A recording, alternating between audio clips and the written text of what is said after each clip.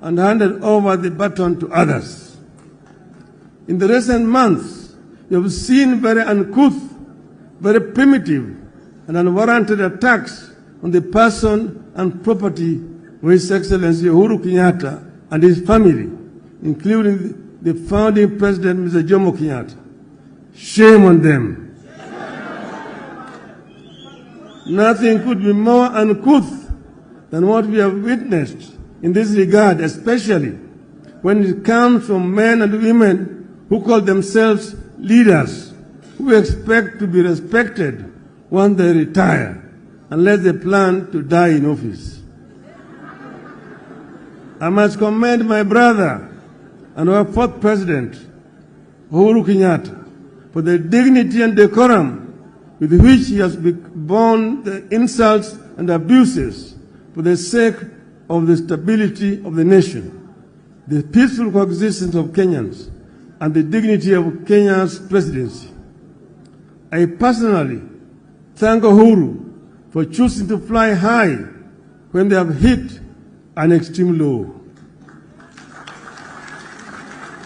I call for respect of retired leaders, not because Uhuru is with us in Azimio. I say it because it is what I believe in. It is what civilized people should do and believe. It is what happens in civilized nations.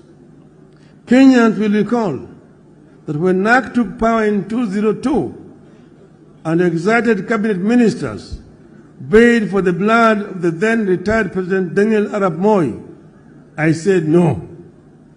I said no to the intended frustration of a man who had held various leadership positions right from before independence, ending up as our president for 24 years. As I said when we launched Azimio in Nakuru on 16th of August 2021, you must cleanse this land of the spirit of anger and bitterness, revenge and entitlement that the presidency continues to ooze. You must also build electoral systems that are resilient, transparent, accountable, and respect the wishes of the voters as expressed at the ballot. You believe that when leaders and governments lack popular support, as is presently the case, accountability, empathy, democracy, and good governance cannot be expected, and the nation cannot move forward. This is the tragedy that afflicts this country today. It is the reason enough for that well-known primitive voice, in Kenya Kwanza, to stop losing sleep over an imaginary handshake. Kenya Kwanza is too shady to be embraced.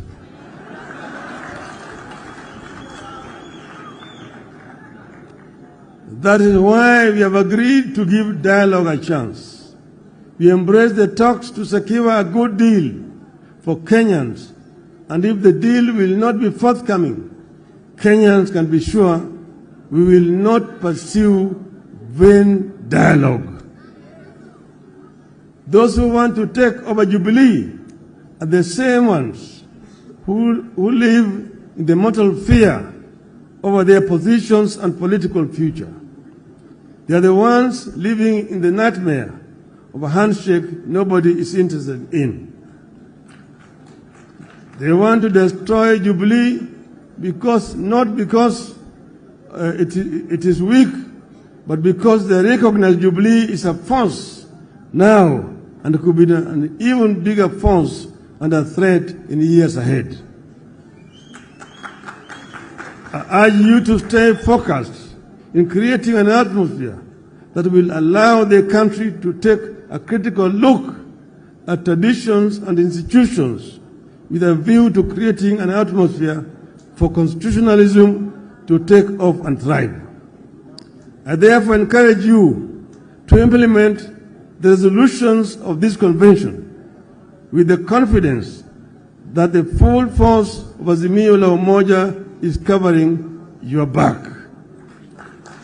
God bless Jubilee Party. God bless us.